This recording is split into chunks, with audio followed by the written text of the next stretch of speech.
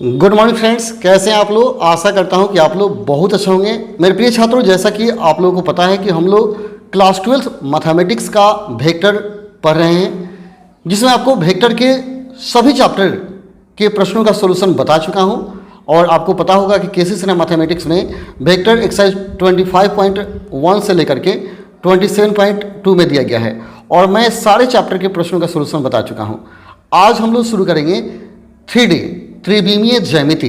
यह बहुत ही important chapter है, अतः आप त्रिविमीय ज्यामिति के सारे प्रश्नों को ध्यान से देखिएगा, क्योंकि त्रिविमीय ज्यामिति से बहुत सारा प्रश्न आपके परीक्षा में पूछा जाता है। तो 3D को ध्यान से देखेंगे, अच्छा से समझेंगे। तो चलिए हम लोग बिना समय गए हम लोग त्रिविमीय ज्यामिति को शुरू करते हैं। लेकिन इससे पहले यदि आप इस चैनल पर नए हैं तो आपसे रिक्वेस्ट है कि इस चैनल को जरूर सब्सक्राइब कर लीजिए, क्योंकि यहाँ से आपके सभी विषयों की तैयारी बहुत ही बढ़िया करा दी जाएगी। तो चलिए वीडियो को शुरू करते हैं और देख लेते हैं एक्सरसाइज 28.1 के सभी प्रश्नों का सॉल्यूशन, अर्थात त्रिविमीय ज्यामिति।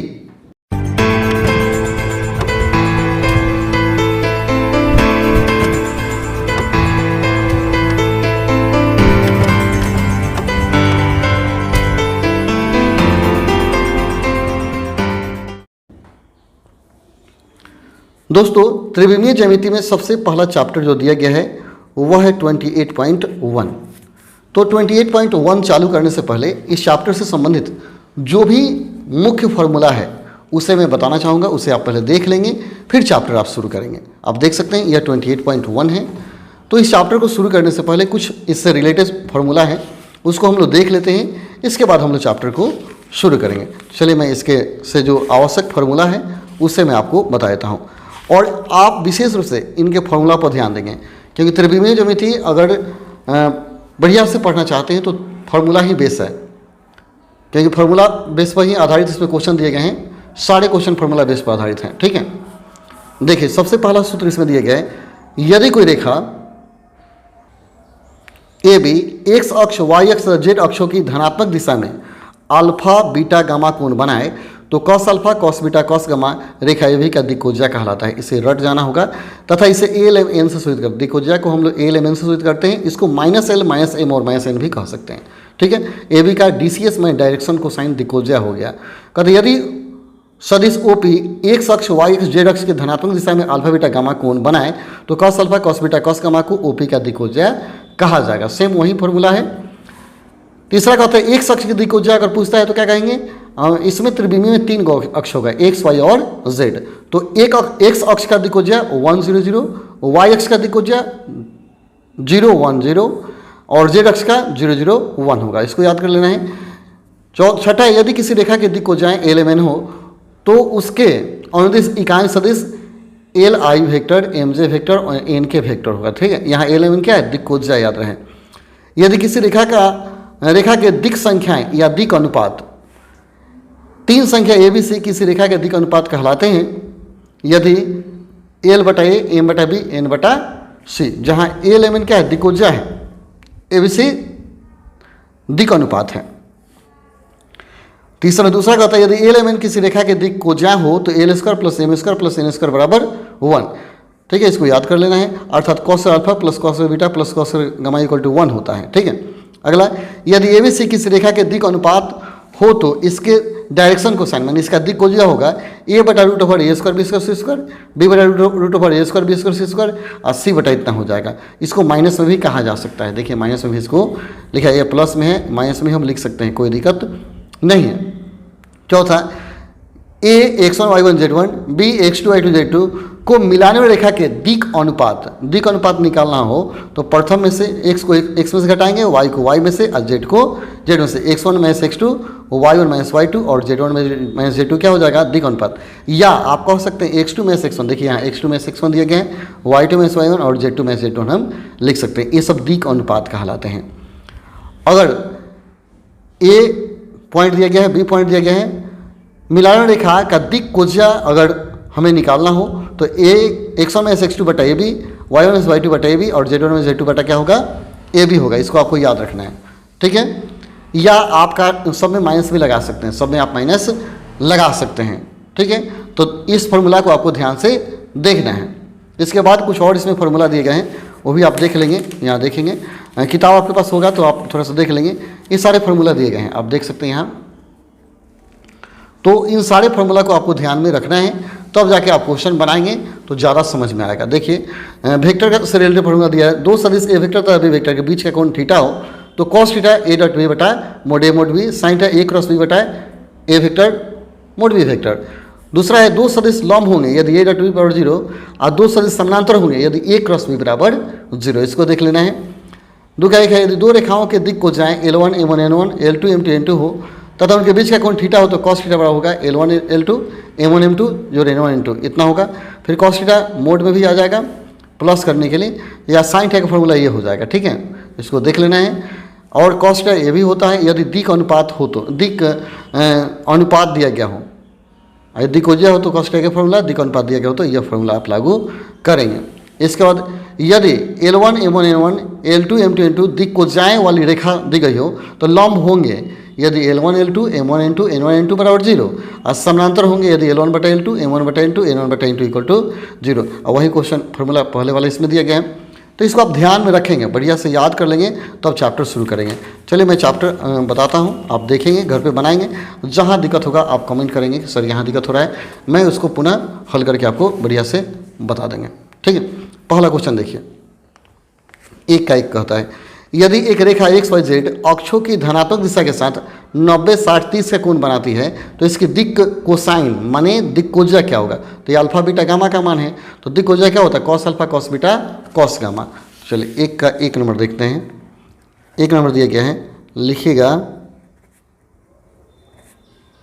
दिया गया है alpha equal to 90 beta equal to 60 gamma equal to 30। इसलिए दिक्कोज्या क्या होगा equal to cos alpha cos beta cos gamma. तो क्या हो जाएगा कॉस 90 कॉस 60 और कॉस हो जाएगा 30। तो कॉस 90 का क्या हो जाएगा मान, ये साइन 0 0 होता है, कॉस 90 का 1 0 हो जाता है 0। कॉस 60 का मान क्या होगा 1/2, कॉस 30 का मान हो जाएगा √3/2। तो यह हो गया आपका दिक्कोज्या, काफ़ी सिंपल है और फॉर्मूला याद है तो कहीं दिक्कत आपको नहीं होगा। यह दूसरा क्वेश्चन दिया है, इसी में दो दिया है। यहाँ XYZ के साथ 90 135 45 कोण बनाता है, तो वही कॉस 90 कॉस 135 और कॉस 45 हो जाएगा, सबका मान रख दिया जाएगा। दूसरा कहता है यदि R वेक्टर इतना तो R की दिक्कोज्याएं क्या होगी, इसकी दिक्कोज्या निकालना है। R वेक्टर दिया तो इकाई सदिश निकाल लीजिए, अच्छा रहेगा दिक्कोज्या। देखिए दूसरा दिया है, लिखिएगा,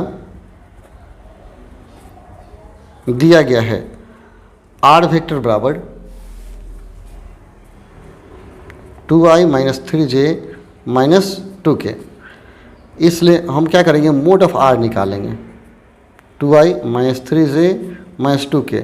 बहुत तरीका है दिक्कोज्या निकालने का। तो क्या हो जाएगा 2 का स्क्वायर प्लस 3 का स्क्वायर प्लस 2 का स्क्वायर, 4 4 8 8 9 17 हो गया। इसलिए R वेक्टर का इकाई सदिश कैसे निकालते हैं, आर कैप कर देंगे तो आर वेक्टर बटा मोड ऑफ आर वेक्टर। तो आर वेक्टर का मान रखेंगे 2i - 3j - 2k बटा √ क्या हो गया 17। 17 से दोनों में अलग हम क्या करेंगे भाग दे देंगे, 2/√17 i 3/√17 j 2/√17 k, ठीक है। तो यहाँ जो गुणांक होता है इसी को दिक्कोज्या कहा जाता है, दिक्कोज्या कहा जाता है। अतः लिखिएगा R वेक्टर का दिक्कोज्या 2/√17 3/√17 - 2/√17, यही हो गया आपका आंसर, ठीक है। तो दिक्कोज्या ऐसे भी निकलेगा या आप ऐसे भी कर सकते थे, इसको दिक् अनुपात कहते ABC और √a² b² c² का मान निकाल कर दोनों में भाग दे देंगे, हो जाएगा। वो भी बहुत तरीका है, ठीक है। आप इकाई सदिश निकाल के निकालिए चाहे वैसे निकालिए। जैसे देखिए 3 का 2 जैसे दिया है 3 का 2 यह डी का अनुपात दिया है, इसको ए कहेंगे, इसको बी कहेंगे, इसको सी। तो रूट ओवर ए स्क्वायर बी स्क्वायर सी स्क्वायर का मान निकाल लीजिए। तो 18 बटा रूट ए स्क्वायर बी स्क्वायर सी स्क्वायर, फिर 12 बटा फिर 13 बटा ए स्क्वायर बी स्क्वायर सी स्क्वायर, वहीं आपका दिक्कोज्या हो जाएगा। 4 का 1 देखिए, कहता दर्शाइए कि बिंदु इतना और इतना से जानवर रेखा बिंदु इतना से जानवर रेखा के समानांतर है। देखिए बहुत तरीका दिक्कोज्या निकाल के बनाइए, समानांतर है या ऐसे भी। तो 2 रेखा मान लीजिएगा, यह रेखा हो गया, एक यह रेखा हो गया, 2 रेखा मान लेते हैं। ए बी रेखा हो गया, एक हो गया पी क्यू रेखा हो गया। समानांतर सिद्ध करना है। ए बी का दिया गया है 4 7 8 पॉइंट दिए गए हैं, ए 4 7 8, यह दिया 2 3 4, और पी का पॉइंट दिया गया है -1 -2 1, ठीक है, और यह दिया गया है 1 2 5 1 2 और 5। तो आप क्या कीजिए, इसका दिक् अनुपात निकालिए, इसका दिक् अनुपात निकालिए। यहाँ लिखेंगे माना दिया गया बिंदु ए बी एवं पी क्यू हैं, इसलिए ए बी रेखा का दिक् अनुपात, ठीक है। तो दिक् अनुपात निकालते हैं तो घटा लेते हैं, ठीक है। तो हम क्या करेंगे, यहाँ घटाएंगे 4 में से 2, 4 माइनस का हो जाएगा 2, x1 में x2, y1 में y2 और z1 में z2।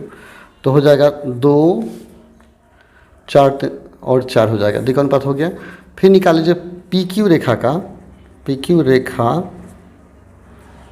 का दिक् अनुपात बराबर क्या हो जाएगा, -1 -1 -2 -2 और 1 -3, 1 -5 है, सॉरी 1 -5 दिया हुआ है। तो हो गया आपका -2 -4 और -4। तो देखिए दोनों का हम a1 बटा a2 करेंगे, b1 बटा b2, c1 बटा c2, तो क्या आएगा, बराबर आएगा।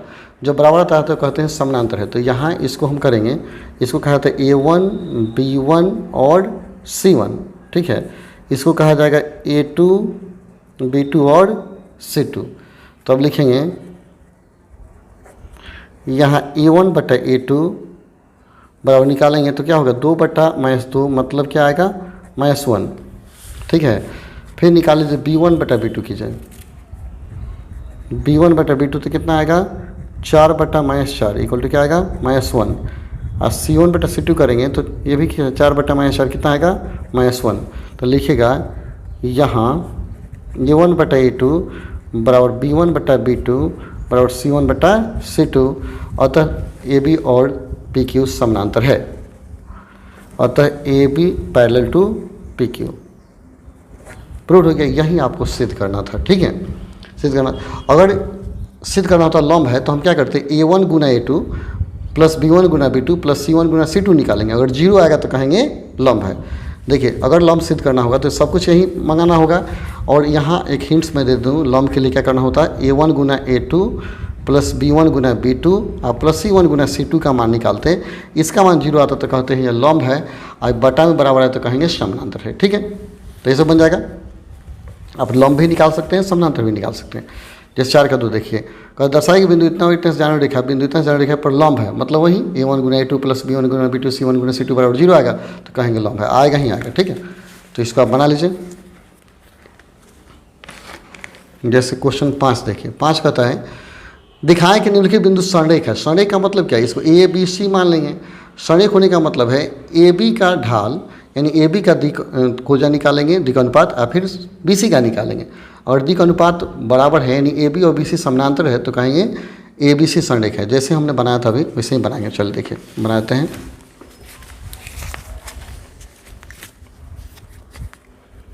पाँच का 1 नंबर, इसमें क्या करना होगा, आपको एक ही लाइन लेना होगा, ए बी तथा सी कर देंगे। एक दिया गया है 2 3 और 4, फिर दिया -1 -2 और 1 है, ठीक है। और सी दिया गया है 5 8 7, 5 8 और 7 दिया गया है, ठीक है। 5 8 7 है। तो हम क्या करेंगे, लिखेंगे माना दिया गया बिंदु ए बी एवं सी है, इसलिए ए बी का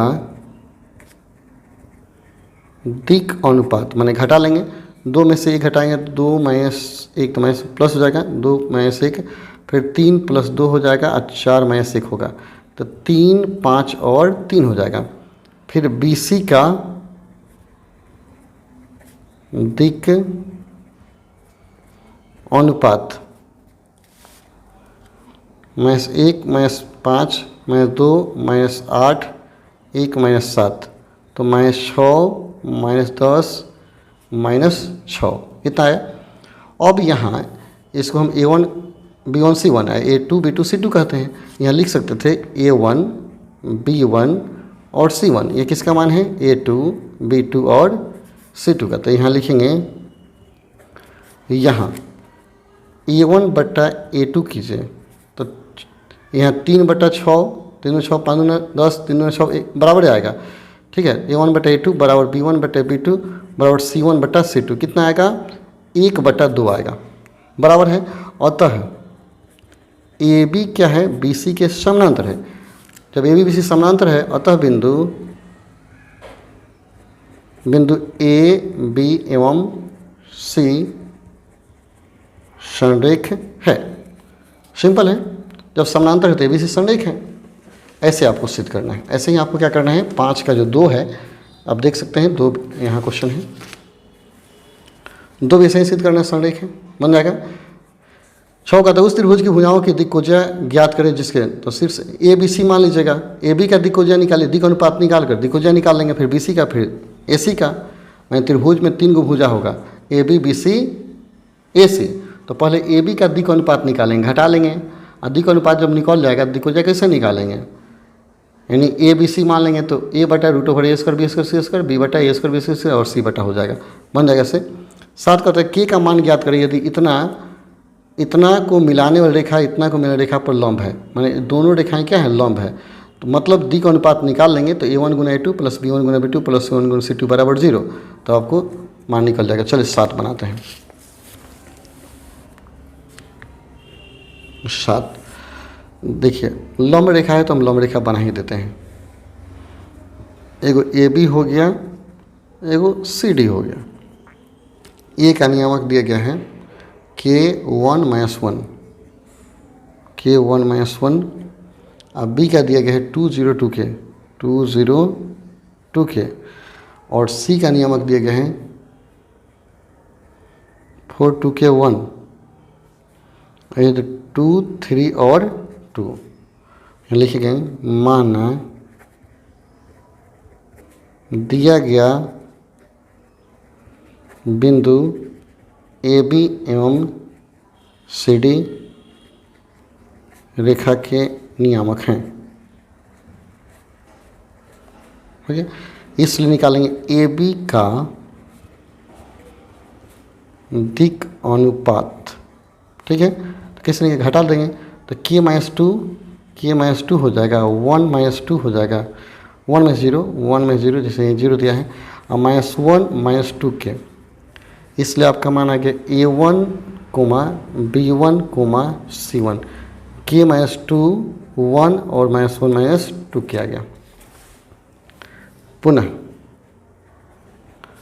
CD का दिक् अनुपात घटाएंगे तो 4 - 2 होगा, और 2K - 3 और 1 - 2, तो आ गया 2 2K - 3 और -1 आ गया। ये किसका मान हो गया A2 B2 और C2 का मान हो गया। अब करना होगा, दोनों लंब है तो A1 गुना A2 प्लस B1 गुना B2 प्लस C1 गुना C2 बराबर 0। तो देखिए इसको बनाते हैं, एक पेज पर बनाते हैं क्योंकि पन्ना पलटना पड़ेगा। लिखिए, यहाँ लिखेंगे दोनों लंब हैं, दोनों क्या है रेखा लंब है, इसलिए A1 गुना A2 प्लस B1 गुना B2 प्लस C1 गुना C2 बराबर 0। देखिए A1 का मान हम यहाँ रखेंगे, A1 का मान आपका दिया हुआ है, देख सकते हैं K माइनस 2, A2 का मान है कितना 2, B1 का मान है 1 और B2 का मान है 2K माइनस 3 प्लस C1 का मान है -1 माइनस 2K और C2 का मान है -1 बराबर क्या हो गया 0। इसी को हल करना है तो 2K minus 4 plus 2K minus 3 minus plus हो जाएगा 1 प्लस 2K बराबर 0। 2K कितना हो गया 6K माइनस 4 3 7 में से गया 6 माइनस हो जाएगा तो 6K बराबर 6, इसलिए K बराबर कितना आ गया 1। ये हुआ आपका आंसर। काफ़ी सिंपल है, K बराबर हो गया आपका 1 आंसर हो गया। ठीक है, चलिए अगले क्वेश्चन की तरफ हम लोग बढ़ते हैं। क्वेश्चन नंबर 8 देखिएगा। 8 दिया है x और y का मान ज्ञात करें यदि इतना इतना को मिलान रेखा इतना इतना को मिलान रेखा के समानांतर है, मतलब a1/a2 बराबर b1/b2 बराबर c1/c2 बराबर करेंगे तो क्या होगा, x और y का मान निकल जाएगा। सिंपल है, देखिए जैसे मैंने हिंट्स में लिख दिया a1/a2 बराबर b1/b2 बराबर c1/c2 करेंगे तो a1 कैसे निकालेंगे, देखिए यहाँ घटाएंगे x माइनस 1 3 माइनस 1 करेंगे, एक बार 1 माइनस 2 घटा के बटा करेंगे, अब पहले 2 को बराबर करेंगे फिर लास्ट 2 को बराबर करेंगे, एक्स वाई का मान निकल जाएगा। ठीक है, 9 देखिए बिंदु इतना से इतना और इतना को मिलान रेखा पर खींचे गए लंब के पाद का निर्देशांक ज्ञात करें। ठीक है, चलिए क्वेश्चन नंबर 9 बनाते हैं।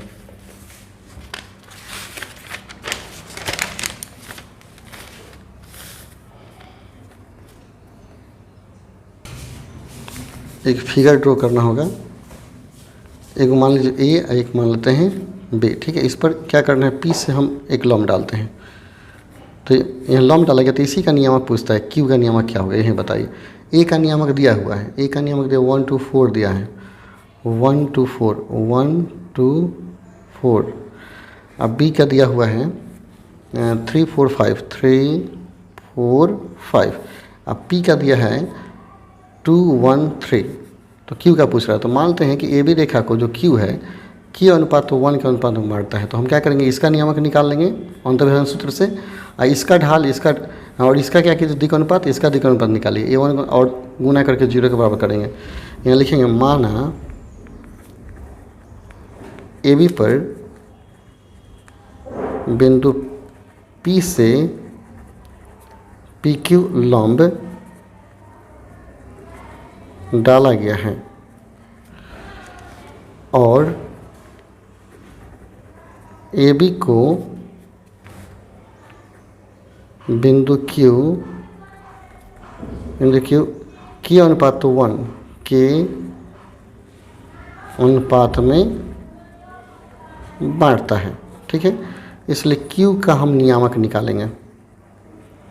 अंतर्विभाजन सूत्र होता है m1 x2 m x2 हो जाएगा 3 जोड़ n x1 बटा m प्लस n होता है ना, फिर m y2 तो क्या हो जाएगा y2 हो गया 4 n y1 हो गया 2 बटा m प्लस n, फिर z वाला निकालेंगे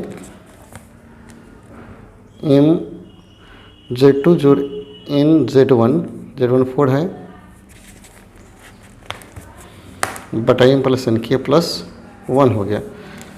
तो आपका आ गया नियामक 3k प्लस 1 बटा k plus 1 coma 4k plus 2 बटा k प्लस 1 और आ गया 5k प्लस 4 बटा k प्लस 1, इतना आ गया। अब क्यों निकल गया, तो यहाँ क्या करेंगे, यहाँ ए बी का पहले निकालिए, ए बी का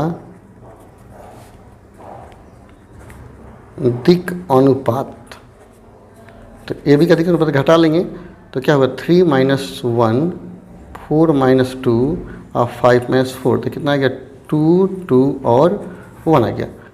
पुनः निकाल लीजिए पी क्यू का दिक् अनुपात, पी क्यू का दिक् अनुपात। कॉन्सेप्ट क्लियर होगा तो कहीं दिक्कत नहीं होगा, घटा लेना है, घटाएंगे तो क्या होगा, यहाँ से लिखते हैं क्योंकि नहीं हटेगा बड़ा हो सकता है, 3k plus 1 by k plus 1 minus हो जाएगा 2, फिर है 4k प्लस 2 बटा k प्लस 1 माइनस क्या हो जाएगा 1, फिर है आया था 5k प्लस 4 बटा k प्लस 1 माइनस हो जाएगा 3। इसको हल कर देते हैं थोड़ा सा। तो के प्लस 1 जाएगा ऊपर, तो -2 होगा, तो 3k में से 2k घटेगा तो k बचेगा और -1 हो जाएगा बटा k प्लस 1 हो गया। यहाँ हो जाएगा -1 तो हो जाएगा 3k, -1 होगा तो +1 हो जाएगा बाई k प्लस 1, एलसीएम ले लीजिएगा। ये हो जाएगा 5k में से 3k घटेगा तो 2k हो गया, 4 में से 3 गया +1 बटा k प्लस 1 हो गया। ये दिक अनुपात निकल गया।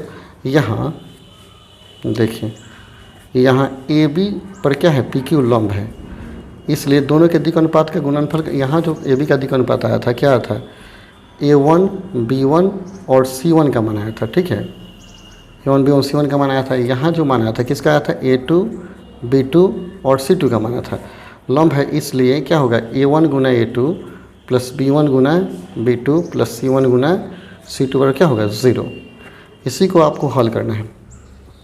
तो A1 गुना A2 करेंगे तो 2 गुना हो जाएगा k - 1 by k plus 1 plus B1 का मान हो जाएगा 2 और B2 का मान हो जाएगा 3k प्लस 1 बटा k प्लस 1। C1 का मान हो जाएगा 1 गुना 2k प्लस 1 बटा k प्लस 1 बराबर 0। k प्लस 1 एलसीएम हो जाएगा, सब में बराबर है, तो k प्लस 1 एलसीएम हो गया, तो एलसीएम जाके 0 में भाग लग जाएगा, तो बचेगा 2k minus 2 plus 6k plus 2 जोड़ 2k प्लस 1 बराबर 0। सबको ऐड कीजिए तो हो गया आपका k कितना हुआ 2k, अब 6 2 8k, 8 2 10k और यहाँ हो गया प्लस 1 बराबर 0, इसलिए k बराबर कितना आ गया -1/10। अब आपको क्या q का नियामक निकालना था, इसलिए q का नियामक, तो q का नियामक कितना आया था आपका, q का नियामक आया था 3k plus 1 by k plus 1 आया था, comma 4k plus 2 by k plus 1 और 5k plus 4 by k plus 1। अब यहाँ k के स्थान पर रखिए -1/10, ये इसको रखेंगे तो 3 इंटू -1/10 प्लस 1 बाई -1/10 प्लस 1 हो गया, 4 इंटू -1/10 प्लस 2 बटा -1/10 प्लस 1, फिर हो जाएगा 5 इंटू -1/10 प्लस 1 बटा माइनस इतना हो जाएगा। अब इसको हल करना है, ये 10 एलसीएम सब में हो जाएगा, 10 तो कट जाएगा, तो यहाँ बचेगा कितना -3 प्लस 7 बचेगा, 7 बटा बचेगा 9 में से 1 गया, 10 में से गया 9 और यहाँ बचेगा 7 पर 9 कोमा यहाँ 16 बटा 9 हो जाएगा, यहाँ हो जाएगा 35 बटा 9। यही क्यू का नियामक आपका हो जाएगा। ठीक है, तो यही आपका क्यू का नियामक हो जाएगा, यही क्यू का नियामक पूछ रहा था। तो सिंपल है, आपको ध्यान से देखना है, अच्छे से बनाना है, कहीं दिक्कत नहीं होगा। ठीक है, चलिए अगले क्वेश्चन की तरफ बढ़ते हैं। हम क्वेश्चन नंबर बनाए थे 9 10, देखिए कहते त्रिभुज ABC के कोण ज्ञात करें जिसके शीर्ष, अब देखिए त्रिभुज के शीर्ष दिए गए हैं, 3 भुजा शीर्ष दिए गए हैं, तो ABC हो जाएगा, तो AB BC AC 3 को भुजा आएगा। तो आप क्या वेक्टर के नियम से बनाइए, चाहे जैसे बने, 3 भुजा शीर्ष दिए गए हैं, तो आराम से क्या करेंगे, भुजाओं के सदिश निकाल लेंगे, AB निकाल लेंगे BC और AC, और AB डॉट BC से B कोण निकल जाएगा, AB डॉट AC से C कोण निकल जाएगा। त्रिभुज के शीर्ष से तो कोण निकालने के बहुत सारा तरीका आपके पास है, सदिश विधि से बनाइए चाहे वेक्टर विधि से बनाइए, जैसे बना लीजिए बन जाएगा। ट्राई करेंगे, नहीं बनेगा तो बोलेंगे। ठीक है, यहाँ त्रिभुज है, त्रिभुज के शीर्ष दिए गए हैं, तो हम आराम से क्या करेंगे, AB का दिक अनुपात निकाल लेंगे, नहीं हुआ तो फिर BC का निकाल लेंगे। तो AB और BC के बीच का कोण निकालना होता है cos थीटा, A1 गुना A2 B1 गुना B2 C1 गुना C2 बराबर cos थीटा होता है, उस तरह निकल जाएगा। 14 नंबर देखिए, 11 नंबर का, तो उस रेखा के बीच का कोण ज्ञात करें जिनके दिक को जाए समीकरण इतना से प्रदत्त है। चलिए 11 में थोड़ा सा भास्ट क्वेश्चन है, 11 हम बनाते हैं। 11 देखते हैं। अगर आपसे 10 नहीं बनता है तो कमेंट कीजिएगा, मैं 10 फिर से बना करके अपलोड कर दूंगा, दिक्कत नहीं होगा। सदिश विधि में हम लोग पढ़े थे ना, त्रिभुज के कोण निकालना, वैसे बनाइए या वेक्टर विधि से बनाइए। देखिए यहाँ दिया गया है दिक कोसाइन, दिया गया है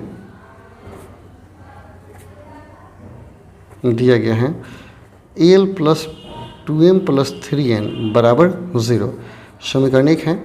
और एक और दिया गया है 3LM minus 4LN plus MN बराबर 0, समीकरण 2, और समीकरण 1 से हल करेंगे। लिखिएगा समीकरण 1 से एल का मान निकाल लीजिए। एल का मान निकालेंगे तो -2m माइनस क्या होगा 3n। एल के मान को समीकरण 2 में रखिए। 2 में एल का मान रखने पर, तो एल के स्थान पर रखेंगे यहाँ, तो 3 एल के स्थान पर क्या हो गया -2m minus 3n into M हो गया -4 -2m माइनस 3n इंटू क्या हो गया n प्लस mn बराबर 0। यहाँ गुणा हल करेंगे 6m² 9mn minus plus 8mn plus 4 12n² जो क्या हो गया mn बराबर 0। 8mn आएगा 9mn से 9mn कट जाएगा। इसमें से हम 6 कॉमन निकालते हैं -6, तो m² माइनस 2n² बराबर क्या हो गया 0 और m² बराबर क्या हो गया 2n² हो गया।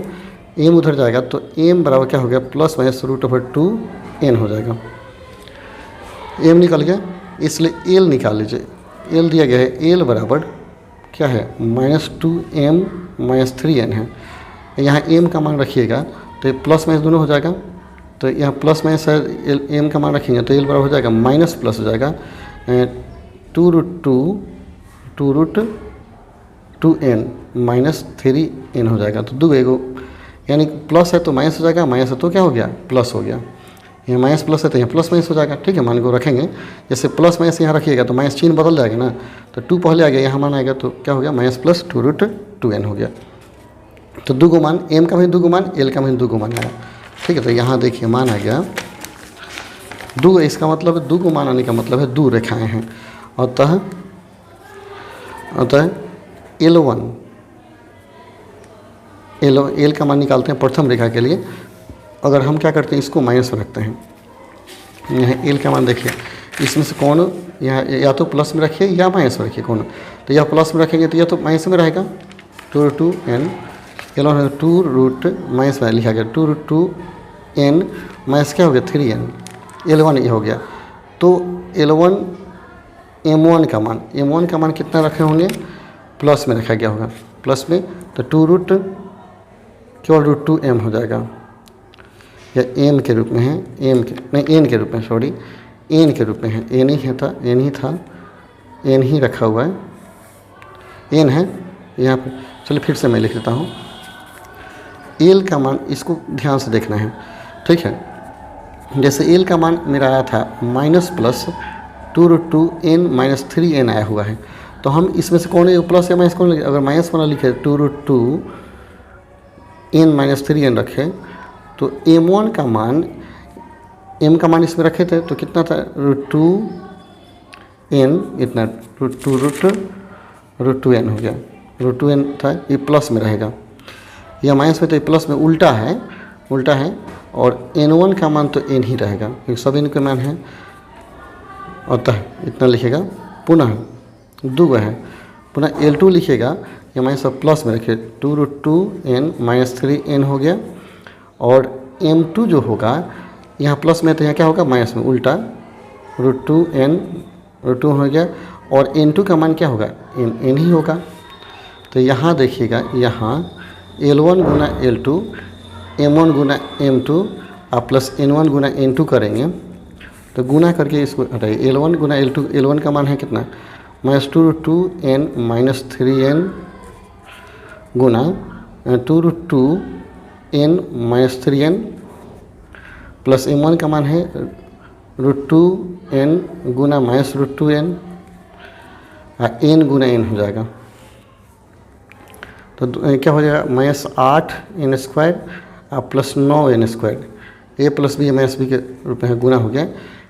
इसमें हम क्या करेंगे, इसमें गुना करेंगे तो 8, ठीक है सही है, a² माइनस b² हो जाएगा। यह अगर क्या है इसमें से माइनस अगर आप कॉमन निकाल लेते हैं तो यह प्लस में दोनों हो जाता है, तो यह क्या एक माइनस में हो जाता है, तो a plus B minus B, फिर माइनस से गुना कर दिए, तो देखिए इसके बाद a² माइनस b² हो गया, प्लस यहाँ हो गया 2 -2 हो जाएगा n² और प्लस हो गया n²। तो यहाँ हो गया ए को एन स्क्वायर, दो में से घटेगा तो माइनस एन स्क्वायर, कितना आ गया 0। जब 0 आ गया मतलब क्या है, दोनों रेखाएं लंब है, यानी यहाँ आ गया L1 L2 plus M1 M2 plus N1 N2 बराबर 0 आ गया, प्लस N1 गुना N2 बराबर 0। अतः रेखाएं लंब है, रेखा क्या है,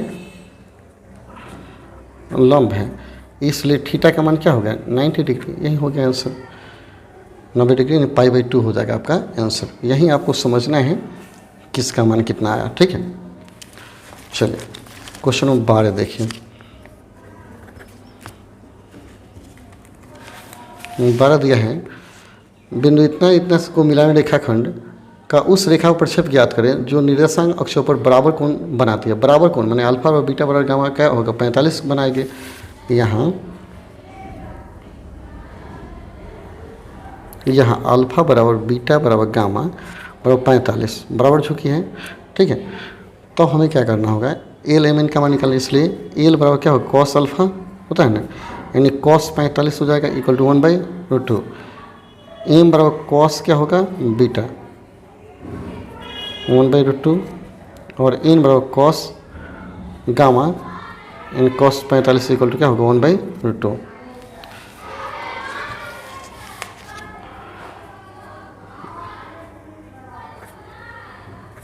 बिंदु दिया हुआ है 2 - 1 3 एवं एक है कितना 4 2 5 दिया, और तो प्रक्षेप निकालना है, इसलिए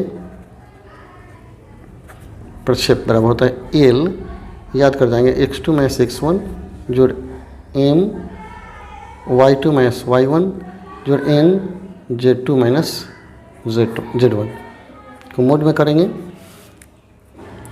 1/2 x2 - x1 करेंगे तो 4 में 2 घटाएंगे 4 में 2 1/2 y2 - y1 2 + 1 1/2 5 में 3 तो क्या होगा 2/√2 हो जाएगा, ठीक है। यह हो जाएगा 3/√2 और यहाँ हो जाएगा कितना 2/√2, तो 2 2 4 3 7/√2 हो जाएगा 7/√2, कितना आ गया आपका 7/√2। यही प्रक्षेप हो गया, ठीक है, सिंपल है। तेरे कहता है किसी दिष्ट रेखाखंड का निर्देशांक अक्षों पर प्रक्षेप इतना दिया गया था, लंबाई तथा दिक् हो जाए, तो लंबाई निकालना है। यहाँ प्रक्षेप दिया गया है मतलब x1 में से x2 का मान दिया है, y1 में से y2 का मान, z1 में z2 का मान दिया गया है, तो लंबाई निकाल लीजिए और दिक् हो जाए निकाले, सिंपल है। 13 लिखिएगा दिया गया है x2 में से x1 बराबर दिया है कितना 12, y2 में से y1 का मान दिया है कितना 4 और z2 में से z1 का मान दिया गया है 3। अतः रेखा की लंबाई √ओवर क्या हो गया x2 में से x1 का होल स्क्वायर जो y2 में से y1 का होल स्क्वायर जो z2 में से z1 का क्या होगा होल स्क्वायर, मतलब क्या हो गया 12 के स्क्वायर प्लस 4 के स्क्वायर प्लस 3 के स्क्वायर। इसको हल कर देंगे तो कितना आएगा, इसको हल करेंगे मतलब आपका आएगा 13 लंबाई आ गया। अब दिक् को क्या पूछता है, दिक् को क्या होता है x2 में x1 बटा AB रेखा की लंबाई y2 में y1 बटा AB, और AB अगर रेखा है तो और z2 में z1 बटा क्या होगा AB होगा, तो z2 में z1 x2 में x1 क्या 12 बटा क्या होगा 13 और 4 बटा 13 और 3 बटा हो जाएगा 13, यही हो गया आंसर। तो ये दिक्कोजा हो गया और ये आपकी लंबाई होगी। तो इस प्रकार चैप्टर क्या हो गया समाप्त हो गया, ठीक है। तो आप सारे चैप्टर के प्रश्न को बनाइए, जहाँ दिक्कत होगा कमेंट करेंगे। चलिए फिर मिलते हैं अगले वीडियो में, तब तक के लिए धन्यवाद। जय हिंद, जय भारत, जय मेरे प्रिय छात्रों।